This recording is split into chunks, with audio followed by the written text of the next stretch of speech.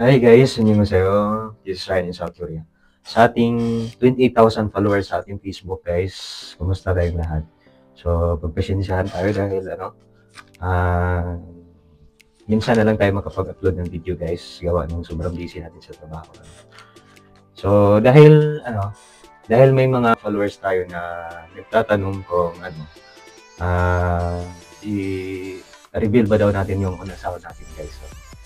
So, ngayon guys, meron na tayong dito, payslip dahil sahod namin, actually ngayon, every 29th of the month yung sahod namin. Pero, pag nagkataon siya sa Sabado guys, yung 29, halimbawa ngayon Sabado, so minumove ng company, so binigay kahapon yung sahod natin. So, nandito na, meron tayong payslip dito.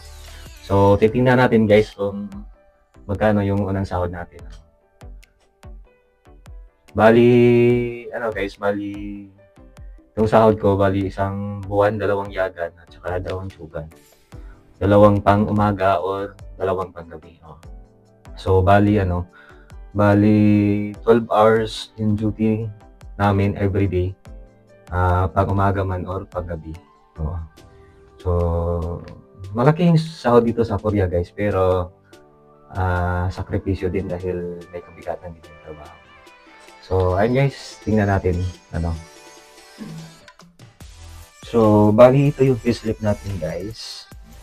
Ito yung isang buwan na payslip natin. So, ito, March 28, kasi kahapon ito binigay.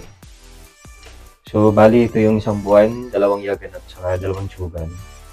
At yung gross fee natin dito guys, or yung kabuuang sahod natin is ito, 3,081,720. Ito yung gross fee natin. So, syempre, pag gross pay, may kaltas pa yan. Oh. So, ito yung mga kinakaltas natin, guys. Ito, Sudoksi. Ito yung income tax. Saka ito, Chibang Sudoksi. So, kung napapansin nyo, wala pa tayong main. O, dahil bago pa lang tayo, so hindi pa tayo kinakaltasan. Pero sa susunod na buwan guys, paniguradong may kaltas na yun. So ito kung ngayon wala pa tayong kaltas, blanco pa dito. Ito yun, gunggang bohong yung insurance, wala pa din. Ito, so wala pa. Ang kinakaltas pa lang natin is ito, Sudoksi, income tax at Sibang Sudoksi, yung local tax. So, bali ang kabuuang deduction, ito yun, kung si Hapkick, ito, 89,300. So, ito yung kabuuang deduction sa sahod natin, guys.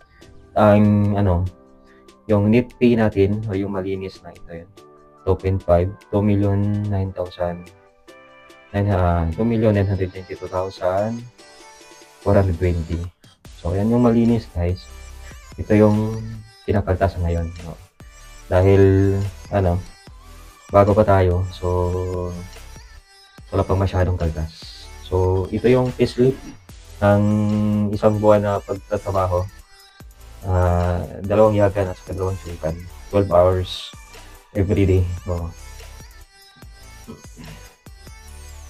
So, ito yung malinis guys. So, kayo na bahala mag-compute guys kung times nyo lang sa 0.0, kasi mababang palitan ngayon, 0.039 or 0.040 yung palitan ngayon. So, ito yung malinis natin. So, ayun yun guys. So, medyo malaki-laki yung sahod natin ngayon, nasa 100 plus, pero hindi din madali guys yung pinagdaanan natin sa isang buwan na yun. Talagang dugo, talagang pawis, sakripisyo, yung pagod guys. Sobra yung legit yung pagod doon, kasi lalo na pag pag panggabi tayo, so mas mahirap. So yun yung ayun ko pa naiintindihan guys, yung doon pa ako sa Pinas, sinasabi nila malaki yung sahod dito sa South Korea, pero yung trabaho din is, yung trabaho, i-consider din natin na hindi din madali. Sobrang hirap guys. Kaya yung iba dito gustong 8 hours na lang duty everyday. Oo. Kasi mas madali guys, yung sasahod ka ng 100,000 plus, sasahod ka man nun, pero sobrang hirap. Oo, yan masasabi ko talaga yun. Talagang sakripisyo, pawis, sakripisyo ng katawan mo. Pero kahit paano, sulit naman yung sakripisyo natin pag dumating yung sahod guys, kasi kahit paano, hindi naman natin kitain yan sa Pinas. Sahod ko nun dyan sa Pinas guys, every quincenas ko, nasa ano lang, malinis ko, 5,000 plus. Kasi sa mall ako nagtrabaho sa Cebu. So sa Cebu, maliit yung ano doon, yung rate. Ngayon 2025, ang rate sa amin doon sa Cebu is nasa 501. So kinakaltasan pa yun siyempre ng mga benefits. So malinis ko nasa 5,000 plus, gano'n. Every quincenas. So hindi talaga natin kikitain guys yung sahod dito sa Pinas. Tulad sa akin na ordinaryo lang tao, walang maayos na trabaho, gano'n. So ayun, sinishare ko lang guys yung kasi maraming sa ating mga followers, maraming tanong na i-reveal daw para sahod natin. So ayun guys,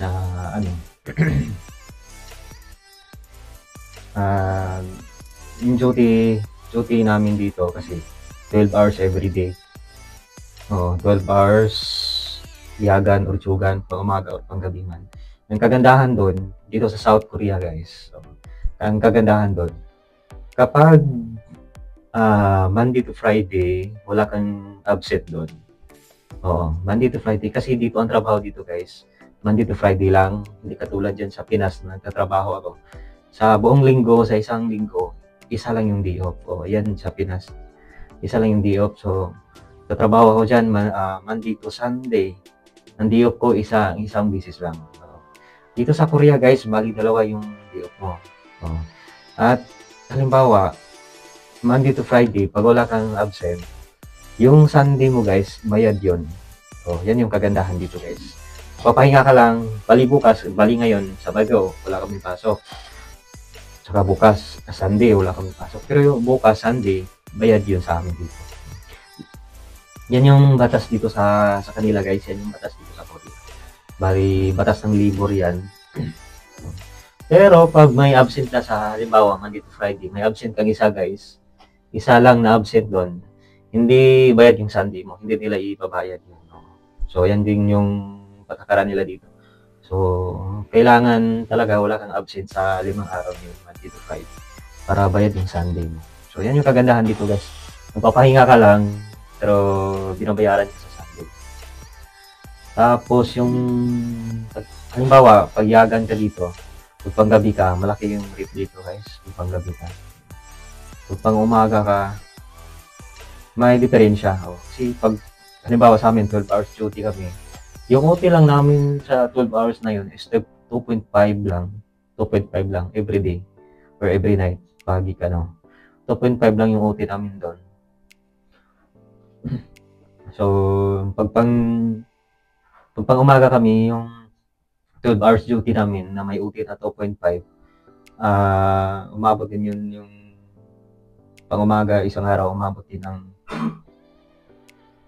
4-7 sa isang araw. Pag pang umaga ka, yan yung tsugan, kung tawagin dito, tsugan. Panggabi ka naman, panggabi, yagan kung tawagin dito. Yung 12 hours duty mo na may 2.5 OT, umabot siya ng 6,200 isang gabi. So, hindi ko kitain sa Pinas yun dahil isang quincenas ko doon, 5,200 na. Pero yun nga, masasabi ko guys, malaki man yung sahod dito, pero sobrang hirap ng trabaho, masasabi.